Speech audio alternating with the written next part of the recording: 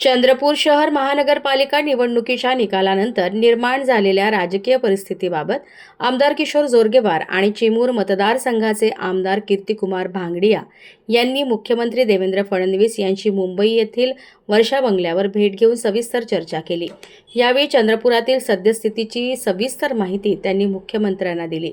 या भेटीदरम्यान परिस्थितीवर सातत्याने लक्ष ठेवून चंद्रपूर शहर महानगरपालिकेत सत्ता स्थापनेसाठी प्रयत्न सुरू ठेवण्याच्या स्पष्ट सूचना मुख्यमंत्री देवेंद्र फडणवीस यांनी दिल्याची माहिती आहे। चंद्रपूर शहर महानगरपालिकेच्या निवडणुकीत भारतीय जनता पक्ष व काँग्रेस या दोन्ही पक्षांना स्पष्ट बहुमत मिळाले नसल्याने सध्या दोन्ही पक्षांकडे सत्ता स्थापनेची समान संधी आहे।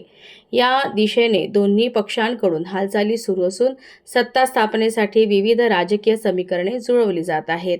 दरम्यान मुख्यमंत्री देवेंद्र फडणवीस यांच्याशी झालेल्या भेटीनंतर चंद्रपूरच्या राजकारणात नव्या समीकरणांची शक्यता निर्माण झाली आहे।